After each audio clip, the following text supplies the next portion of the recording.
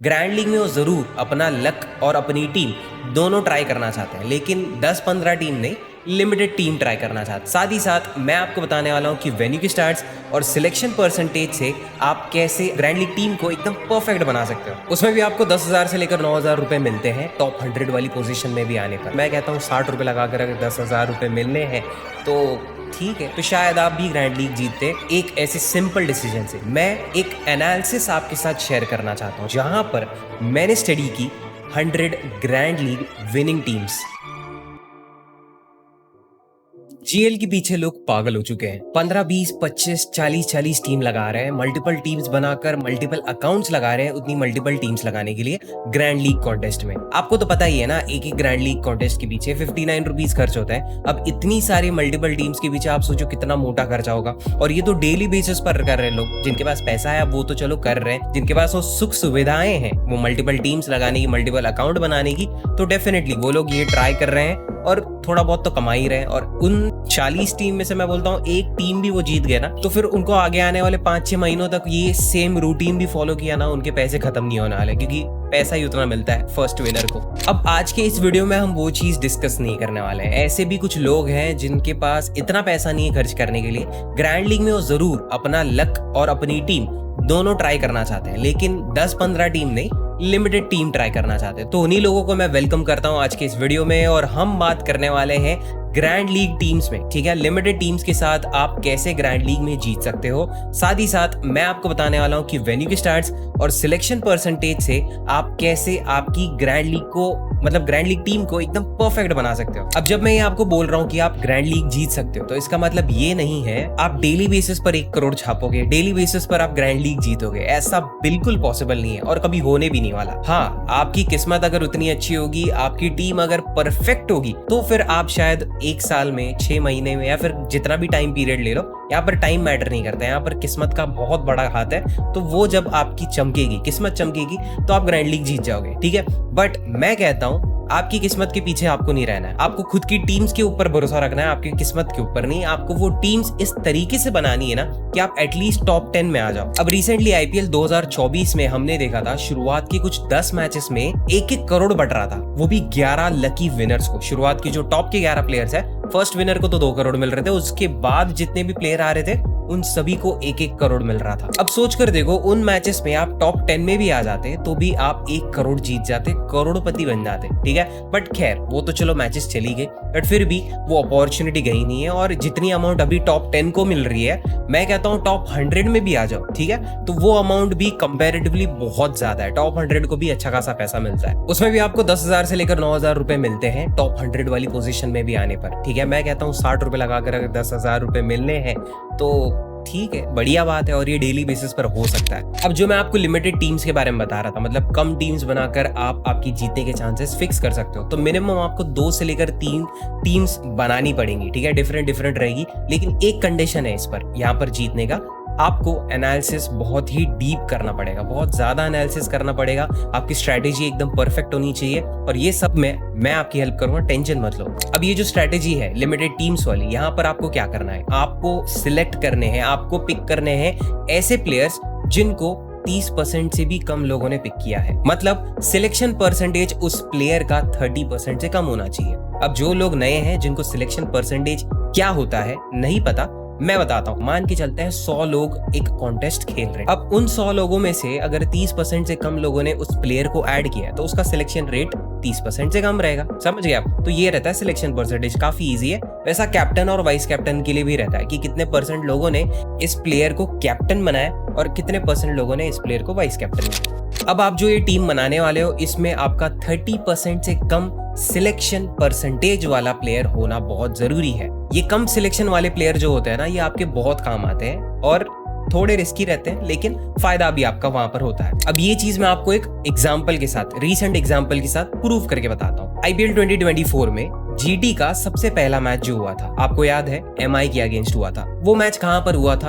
अहमदाबाद में नरेंद्र मोदी स्टेडियम में हुआ था। अब इस मैच में ऑब्वियसली फायदा होने वाला था जीटी का, क्योंकि गुजरात टाइटंस की टीम अहमदाबाद वाले उस पिच पे, उस ग्राउंड पे प्रैक्टिस करती है। उनके लिए वो होम ग्राउंड है, तो ऑब्वियसली उनका परफॉर्मेंस थोड़ा एनहांस होना ही था वेन्यू की वजह से। और उस मैच के लिए अगर आप फैंटेसी टीम्स देखते ना टेलीग्राम पर जो भी मिल रही थी, तो वहां पर लोग कैप्टन बना रहे तो रोहित शर्मा को, पिक कर रहे शुभमन गिल को, ठीक है। ये नहीं सोच रहे हैं कि यार हमको थोड़ा एक रिस्की प्लेयर पर ट्राई करना चाहिए। अब ऐसे में आता है जीटी का एक बैट्समैन, मिडिल ऑर्डर बैट्समैन है, जिनका नाम है साई सुदर्शन। अब ये प्लेयर को बहुत ही कम लोगों ने पिक किया था, इनका सिलेक्शन परसेंटेज 30 से भी कम था। अब जो लोगों ने साई सुदर्शन को पिक किया था, तो मैं बताता हूं उनके साथ क्या हुआ। ये रही आपके सामने ग्रैंड लीग की विनिंग टीम, ठीक है। ये ग्रैंड लीग जीती थी, टॉप प्लेयर की ये टीम है। क्या आपको यहाँ पर शुभमन गिल दिख रहे हैं? नहीं ना। वो इसलिए क्योंकि शुभमन गिल से बेटर साई सुदर्शन के परफॉर्मेंस स्टैट्स थे। साई सुदर्शन ने उनसे ज्यादा रन्स निकाले थे, साई सुदर्शन के उनसे ज्यादा फैंटेसी पॉइंट्स थे। अब इसका मतलब ये नहीं कि साई सुदर्शन ओवरऑल बेटर है शुभमन गिल से, मैं ये सब बिल्कुल प्रूव नहीं करना था। लेकिन मैं जो चीज आपको बता रहा हूँ कि जिस प्लेयर के पीछे सारे लोग भागकर निकले, शुभमन गिल के पीछे सब लोगों ने सोचा कि इनको हम पिक करेंगे तो हमारा फायदा होगा, हम इनको कैप्टन बना देते हैं, ओपनिंग बैट्समैन है, ये है, वो है, सब कुछ है। लेकिन किसी ने ये नहीं सोचा कि अगर मैं सबसे हटकर सोचूं, लाखों लोगों ने जिन्होंने शुभमन गिल को कैप्टन बनाया, उनसे अगर मैं हटके सोचूं, मैं साई सुदर्शन को पिक करके वाइस कैप्टन बना दूं, तो क्या मेरा फायदा होगा या उनका फायदा होगा? हाँ, मैं रिस्क जरूर उठा रहा हूं, लेकिन ये रिस्क मुझे इन रिटर्न बहुत ही बड़ा फायदा करके देगी। और जो कि वो ड्रीम टीम आप देखकर समझ रहे हो। साई सुदर्शन को पिक किया, शुभमन गिल को ड्रॉप कर दिया था और रिजल्ट आपके सामने है। अब इसका मतलब ये नहीं कि किसी भी लो सिलेक्शन परसेंटेज वाले प्लेयर को आपको ऐड करना है, थोड़ा सोच समझ कर ऐड करना है, ठीक है। और अभी भी, ठीक है, अभी भी कुछ ऐसे लोग ये वीडियो देख रहे रहेंगे जो सोचेंगे कि क्या फायदा ये लो सिलेक्शन परसेंटेज वाले प्लेयर्स का। अब ये सब बताने का मेरा मतलब ये नहीं था कि साई सुदर्शन बेटर है शुभमन गिल से, ऐसा कुछ नहीं। शुभमन गिल अपने तरीके में, तौर तरीके में बेटर है, साई सुदर्शन का भी अपना एक पैटर्न और परफॉर्मेंस है, ठीक है। तो सब अलग अलग है। लेकिन मैं ये बताना आपको चाहता हूँ कि जहां पर सब लोग ये सोचते हैं कि हम सेफ और सबसे ज्यादा पिक किया हुआ प्लेयर उसी को पिक करेंगे हम भी और उनको बनाएंगे कैप्टन या फिर वाइस कैप्टन,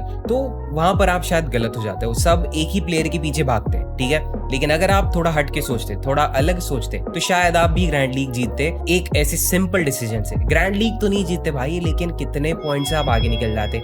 वही सोचो ना, लाखों करोड़ों लोग जब शुभमन गिल को पिक करके कैप्टन बनाएंगे या फिर कुछ भी बनाते भाई, वहीं आप अगर साई सुदर्शन को वाइस कैप्टन बना देते ना, तो आप इजीली उन लाखों लोगों को पीछे छोड़ जाते और आपकी रैंक कहां से कहां पहुंच जाती। इसीलिए मैं कहता हूं हमेशा आपकी टीम में 2 से 3 प्लेयर्स, ऐसे रिस्की प्लेयर्स होने बहुत जरूरी है, जो डिजर्विंग प्लेयर्स है, ठीक है। तो उनपे आपको थोड़ा बहुत चांस लेना पड़ेगा। अब जब मैं ये बताता हूँ कि चांस लेना पड़ेगा, उसका मतलब ये कि ऑब्वियसली इसके पीछे रिस्क है, लेकिन आपका डिसीजन या फिर आपका एम अगर सही जगह पर लग गया, तो फिर आपका फायदा ही फायदा होना है। और फिर भी कुछ लोग ये वीडियो देखते वक्त इस पॉइंट पर कन्विंस नहीं होने वाले, बट टेंशन मत लो, मैं एक एनालिसिस आपके साथ शेयर करना चाहता हूँ, मेरी खुद की एनालिसिस आपके साथ शेयर करना चाहता हूँ, जहां पर मैंने स्टडी की 100 ग्रैंड लीग विनिंग टीम्स। अब इन 100 ग्रैंड लीग टीम्स या फिर ड्रीम टीम्स में से 15 ऐसी टीम्स थी जिसमें सारे प्लेयर जो हैं, ठीक है, 11 के 11 जो प्लेयर्स रहते हैं, वो सारे के सारे ना हाई सिलेक्शन वाले प्लेयर्स थे, हाई सिलेक्शन परसेंटेज इनका था। तो फिर वैसे प्लेयर्स आपको इन 15 टीम में दिखते। उसका मतलब क्या, अगर आप ऐसे सोचते कि मैं सारे हाई सिलेक्शन वाले प्लेयर्स को ऐड करूंगा तो आपकी जीतने के चांसेस सिर्फ 15% रहते दोस्तों, सिर्फ 15%। बट वही बाकी की जो बची हुई टीम्स थी, 85% टीम्स, उन सब में आपको 2-3 ऐसे प्लेयर दिखते हैं जिनको आप कभी सपने में भी नहीं सोच सके कि यार इसको मैं पिक करूंगा, इससे मुझे इतने अच्छे पॉइंट्स आएंगे। तो 85% चांसेस थे आपके रिस्की प्लेयर्स के साथ जीतने के, जहां पर सारे सेफ प्लेयर्स को उठाकर उनको पिक करके एक टीम बनाने के जीतने के चांसेस सिर्फ 15 थे। फिर भी लोग बोलेंगे कि नहीं यार, ये लोएस्ट सिलेक्शन वाले जो प्लेयर हैं क्यों पिक करूं मैं। हाँ, उनका लोएस्ट सिलेक्शन परसेंटेज वो इसलिए कम है क्योंकि इनको लोग पिक नहीं कर रहे, और पिक नहीं कर रहे हैं तो कुछ रीजन के लिए तो होगा। अब रीजन भी मैं ही बता देता हूँ, टेंशन मत लो। देखो, एक तो रीजन हो सकता है या तो वो प्लेयर जो भी जिसका सिलेक्शन परसेंटेज कम है, वो शायद इंजरी के बाद आया हो। केन विलियमसन जब आए थे अपनी इंजरी के बाद, थोड़े कम लोगों ने पिक किया था, बट वो तो चलो केन विलियमसन है, उनका सिलेक्शन परसेंटेज आराम से 70% के ऊपर था, गिवन उनकी जो पुरानी हिस्ट्री है, उनका जो पास्ट परफॉर्मेंस है भाई, वो सब जानते हैं। वो कभी भी आए, कोई भी मैच उठकर खेल ले भाई, वो फाड़ के रख देंगे, ठीक है, वो अच्छे खासे स्कोर कर देंगे। अब कुछ प्लेयर्स रहते हैं जिनका परफॉर्मेंस, जिसका फॉर्म, ठीक है, रीसेंट फॉर्म थोड़ा बिगड़ गया है, कुछ खास परफॉर्म नहीं कर रहा। अगर वो बॉलर है तो भाई विकेट नहीं निकल रहे, या फिर ऐसा कोई बैट्समैन होगा जो अच्छे खासे रन निकाल पा रहा, पहले दूसरे बॉल पर आउट हो रहा है, 3-4 मैचेस से ऐसा चल रहा है, तो इसका मतलब रहता है कि रीसेंट परफॉर्मेंस थोड़ा बिगड़ गया है। और फिर रहते कुछ ऐसे प्लेयर्स जो थोड़े नए रहते हैं, मतलब अभी अभी उन्होंने अपना करियर शुरू किया है, अभी अभी वो सीरीज में पहली बार खेल रहे हैं, तो वैसे कुछ प्लेयर्स को भी लोग जल्दी पिक नहीं करते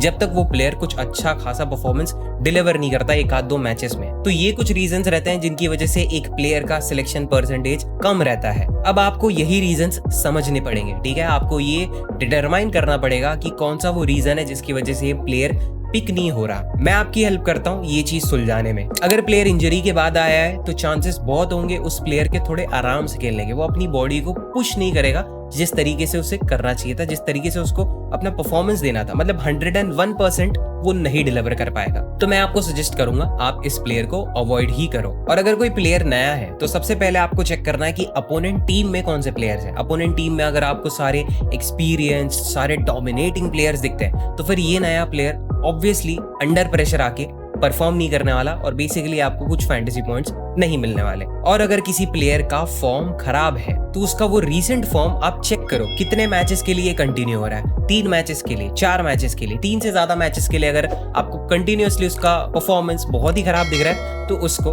ड्रॉप कर सकते हो आप। और इन तीनों सिचुएशन में तीनों प्लेयर्स के लिए आपको एक चीज दिमाग में रखनी है। एक तो आपको वेन्यू के स्टैट्स उनके पूरे के पूरे चेक करने पड़ेंगे। उस वेन्यू पर वो प्लेयर कैसा खेल चुका है, या वो होम ग्राउंड है, या फिर उस वेन्यू पर आपको उस प्लेयर की तरफ से अच्छे खासे रन्स या फिर विकेट्स दिख रहे हैं। और दूसरी बात रहेगी कि आपको उस प्लेयर के head to head stats check करना है। हेड टू हेड स्टैट्स क्या रहते हैं जिनको नहीं पता, उस प्लेयर ने अपोजिंग टीम, सामने वाली टीम के अगेंस्ट कितनी मैचेस खेली है और वो जो भी मैचेस खेली उन मैचेस में कितने रन्स उठाए या फिर कितने विकेट्स उठाए। सिंपल। ये हेड टू हेड स्टैट्स और वेन्यू के स्टैट्स अगर आपके पास अवेलेबल हो तो आप काफी अच्छे जज कर सकते हो उस प्लेयर को कि उसको पिक करना है या नहीं पिक करना है। अगर आपके पास उस प्लेयर के वेन्यू के स्टैट्स है तो आपको परफॉर्मेंस वाइज उसको जज करने में काफी आसानी होगी। और आपके पास अगर हेड टू हेड स्टैट्स है उस प्लेयर के तो उसमें आपको हेल्प होगी उस प्लेयर को कब उठाना है। मतलब अगर उनकी टीम पहले बैटिंग कर रही है या बॉलिंग कर रही है, वो प्लेयर अगर विकेट्स काफी अच्छे उठाता है या फिर वो प्लेयर अच्छे रन्स देता है तो ये चीज में आपकी हेल्प होगी अगर आपके पास उस प्लेयर के हेड टू हेड स्टैट्स हो। अब इतना एनालिसिस करना एक टाइम पर एक प्लेयर के पीछे मल्टीपल प्लेयर्स आप जब ऐड करोगे तो मल्टीपल प्लेयर्स पर आपको ये एनालिसिस करने पड़ेंगे। अब सुनने में तो काफी हेक्टिक लगता है लेकिन दोस्तों आपको ये करना तो पड़ेगा। और मैं आपको बता चुका हूं ना कि 2 से लेकर 3 टीम पर ही आपको ये टेक्निक यूज करनी है, और वो भी 2 से लेकर 3 प्लेयर्स के लिए। मतलब आपकी 2-3 टीम ग्रैंड लीग की बन जाएगी। मैं कहता हूं 2 टीम बनाओ। 2 टीम में आप एटलीस्ट 2 से लेकर 3 ऐसे रिस्की प्लेयर्स उठाओ जिनके ऊपर आप इतनी अच्छी एनालिसिस कर बैठे हो, ठीक है, जिन पर आपको भरोसा होता है। तो वैसे प्लेयर्स को आपको ऐड करना है। ज्यादा इतना मेहनत वाला काम भी नहीं है, लेकिन आपको अगर पैसे बचाने तो ये एक तरीका है। लेकिन अगर आपके पास अच्छा खासा पैसा है तो आप 20-40 टीम बनाओ, मल्टीपल अकाउंट बनाओ, उसमें से शायद एक टीम आपकी अच्छी खेल जाएगी और बस आपका फायदा वहां पर हो जाएगा। तो दोनों ही तरीके हैं आपके लिए, आपको जो सही लगे आप वो अपना सकते हो। अब मल्टीपल टीम्स में भी कैसे जीतना है, आपके पास उतना बजट है तो उसके ऊपर भी मैंने वीडियो बनाया, आप ये वीडियो चेक कर सकते हो। अभी लिंक भी आपको ऊपर पॉप होते हुए दिखेगी, जरूर चेक करना, जहां पर मैंने मल्टीपल टीम्स के थ्रू कैसे ग्रैंड लीग को क्रैक करना है वो समझाया है। क्योंकि मल्टीपल टीम्स जब आप बनाते हो ना तो ऑलमोस्ट आप सारे प्लेयर्स उन सभी को ऐड कर सकते हो, रिप्लेस कर सकते हो, ये वो सब कुछ कर सकते हो। तो आपकी टीम में वेरिएशंस काफी होते हैं, और ज्यादा वेरिएशन जब रहते हैं ना तो उनमें से एक ऐसा वेरिएशन निकलेगा जो काफी अच्छे फैंटेसी पॉइंट्स देगा और आपका अल्टीमेटली ग्रैंड लीग के लीडर बोर्ड पर नंबर बहुत अच्छा आ जाएगा, ठीक है। तो वही फायदा रहता है बस ये मल्टीपल टीम्स का। लेकिन जब आप लिमिटेड रहोगे आपके बजट पर तो आपको थोड़ा सोच समझकर टीम बनानी पड़ती है, क्योंकि बहुत कम ऑप्शंस रहते हैं आपके पास। अब 30% से कम सिलेक्शन रेट वाले प्लेयर्स को आप ऐड कर दोगे, वो तो चलो रिस्की प्लेयर्स हो गए, लेकिन इन्हीं के साथ साथ आपको पिक करने हैं कुछ हाई सिलेक्शन वाले प्लेयर्स, ठीक है, अच्छे खासे फैंटेसी पॉइंट्स जो ऑलरेडी बना चुके हैं। ऐसे सेफ प्लेयर्स भी आपको ऐड करने हैं, क्योंकि अगर आप सारे रिस्की प्लेयर्स उठा दोगे तो वहां पर थोड़ा काम बिगड़ सकता है हमारा। टीम पूरी की पूरी फ्लॉप हो सकती है अगर आप सोचोगे कि मैं सब हटके पिक करूंगा, मैं सब अलग सोचकर पिक कर रहा हूँ। ऐसा नहीं होता। आपको थोड़ा बोलता है ना कि अच्छे प्लेयर्स को तो ऐड करना ही पड़ेगा क्योंकि वो अच्छे पॉइंट्स देंगे। क्योंकि ऐसा प्लेयर हो जिसका सिलेक्शन रेट ज्यादा है तो वो काफी रिलायबल होगा, वो काफी सेफ प्लेयर होगा और उसकी तरफ से अच्छे पॉइंट्स आ रहे होंगे, इसलिए इतना लोग उसे पिक कर रहे हैं, है कि नहीं। और ये जो बेस्ट प्लेयर्स भी है ना, जो हाई सिलेक्शन वाले, इनमें भी ऐसे वैसे आपको रैंडम पिक नहीं करना है। आपको शुरुआत करनी है हाईएस्ट सिलेक्शन रेट वाले प्लेयर के साथ, मतलब 80 to 90% जिसका सिलेक्शन रेट है, आप पहले उन्हें पिक कर लो। फिर आप पिक करना कुछ 50 से लेकर 70% वाले सिलेक्शन रेट प्लेयर्स को, ठीक है, उनको ऐड कर दोगे, उनमें भी कौन सबसे बेस्ट है। और फाइनली जो प्लेयर्स बचते हैं तो वहां पर आपको 30% से कम, मतलब कम सिलेक्शन रेट वाले प्लेयर्स को ऐड करना है। अब ये जो लो सिलेक्शन वाले प्लेयर्स का एनालिसिस आप कर रहे रहोगे तो लगे हाथ आप ये हाई सिलेक्शन वाले प्लेयर्स का भी थोड़ा बहुत वेन्यू का स्टैट्स चेक कर लो, जिससे आपको हेल्प होगी कैप्टन और वाइस कैप्टन किसको बनाए, इसमें आपकी हेल्प होगी। अब अगर आप मुझे पूछोगे, जो मैंने वो 100 ड्रीम टीम्स को एनालाइज किया था, तो ऑब्वियसली मैंने उसमें कैप्टन और वाइस कैप्टन के बारे में भी स्टडी किया था कि कौन ऐसा प्लेयर है जो बेस्ट कैप्टन था, या फिर कौन सी ऐसी कैटेगरी है जहां पर हम कैप्टन अगर किसी को सेट करें तो हमारे पॉइंट्स एक्चुअली अच्छे बनेंगे। तो उन 100 टीम्स में से आधे से ज्यादा ऐसी टीम्स थी जहां पर जो प्लेयर कैप्टन था उसका सिलेक्शन रेट 80% से ज्यादा था। आप समझ रहे हो, 80% से भी ज्यादा सिलेक्शन रेट है और वो कैप्टन है और वो बैट्समैन था, ठीक है। और बाकी की बची जो टीम्स थी उनमें आपको सारे के सारे कैप्टन ना सारे रिस्की प्लेयर्स दिख रहे थे, सारे 30% से कम सिलेक्शन रेट वाले प्लेयर्स कैप्टन थे। अब ये भी एक कैटेगरी थी भाई, उसमें आपको दिखते सारे मिडिल ऑर्डर बैट्समैन और आपको दिखते इम्पैक्ट बॉलर्स। और अगर मिडिल ऑर्डर बैट्समैन है, मान के चलते हैं फैफ डू प्लेसिस और विराट कोहली का कॉम्बिनेशन, जो कि पिछले एक आध मैचेस से काम नहीं कर रहा है। विराट कोहली तो भी अपनी तरफ से अच्छे खासे रन्स निकाले, लेकिन फाफ उनकी तरफ से कुछ खास स्कोर नहीं निकल रहा। तो ऐसी सिचुएशन में जहां पर टॉप ऑर्डर फेल हो जाता है तो रजत पाटीदार, ऐसे प्लेयर्स आपको पता है रन स्कोर करने की कोशिश करते हैं। अगर टीम को चेस करना हो तो वो अच्छा खासा चेस करके देते हैं, या फिर टीम को अच्छा खासा स्कोर सेट करना हो तो फिर उसमें वो अपनी हेल्प करते हैं। तो मेरी सजेशन आपके लिए यही रहेगी कि अगर आप लो सिलेक्शन परसेंटेज वाले प्लेयर को कैप्टन बनाने वाले हो तो ऐसे प्लेयर को बनाओ, या तो वो इम्पैक्ट बॉलर हो या तो वो एक ऑलराउंडर हो, मिडिल ऑर्डर बैट्समैन हो, ठीक है। ऑलराउंडर अगर होगा तो आपको पता है उसकी तरफ से आपको रन्स भी मिलेंगे, विकेट निकाल लिए उसने तो विकेट के पॉइंट्स भी मिल जाएंगे। लेकिन जीएल में हम जब देखते हैं ना तो कैप्टन हमेशा हमेशा सेफ पिक होता है। और ऐसी सिचुएशन में इन सब में अगर आप एक अलग स्टेप लेते हो, अलग डिसीजन लेते हो, ठीक है, आप एक रिस्की प्लेयर को कैप्टन बनाते हो तो आपका एक्चुअली फायदा हो सकता है। मैं बताता हूँ, मान के चलो लाखों करोड़ों टीम्स लगती है, ठीक है, ग्रैंड लीग में उतना तो आपको पता है, उसमें किसी ने बना दिया है एक ही प्लेयर को कैप्टन बना दिया। मैक्सिमम लोग अगर आरसीबी की मैच है तो विराट कोहली को ही कैप्टन बना देते हैं, ठीक है। तो जितने भी लाखों टीम्स थी, करोड़ों टीम्स थी, उनमें सभी के कैप्टन विराट कोहली, और विराट कोहली पहली बॉल पर आउट। और उसी मैच के लिए सिमिलरली आपने किसी और बॉलर को या फिर किसी ऐसे प्लेयर को कैप्टन बना दिया था विराट कोहली को छोड़कर, तो आप सोचो जितनी भी टीम्स थी जिन्होंने कैप्टन विराट कोहली को बनाया था वो सीधा नीचे गिर जाएंगे और आप अल्टीमेटली उन सभी के ऊपर पहुंच जाओगे, क्योंकि आपका कैप्टन पिक काफी सही था। और उन सब लोगों ने जो भेड़ चाल में सब सेम कैप्टन बनाकर निकले थे वो सब आपके नीचे आ जाएंगे। इसलिए हमेशा से मैं कहते आया हूं कि ग्रैंड लीग में रिस्क जब तक नहीं उठाओगे तब तक आपकी कोई बात नहीं बनेगी। आपको रिस्क नहीं उठाना तो आपके लिए स्मॉल लीग है। स्मॉल लीग में आप डेली बेसिस पर कमा सकते हो, लेकिन ग्रैंड लीग में अगर आपको टीम बनानी है ना तो ऐसी रिस्की टीम आपको बनानी पड़ती है। आपको थोड़ा अलग सोचना पड़ता है, आपको हट के थोड़ा बनना पड़ता है, तब जाकर आप ग्रैंड लीग एक्चुअली क्रैक कर पाओगे।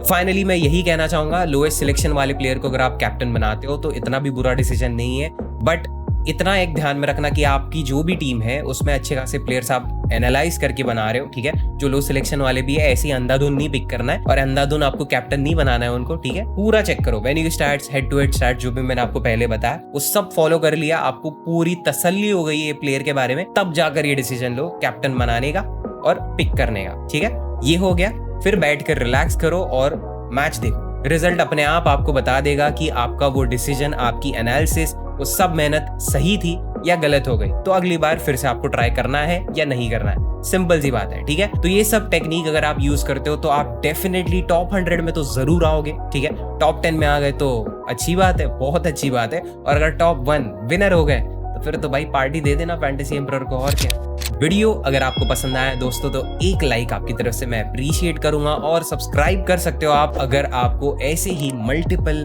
जीएल विनिंग टिप्स या फिर इन्फॉर्मेटिव वीडियोस आपको देखना पसंद हो तो बस सब्सक्राइब कर लो, ठीक है। और यही था आज की इस वीडियो के लिए। थैंक यू सो मच दोस्तों for watching till the end, and I will see you in the next one. Bye bye, take care.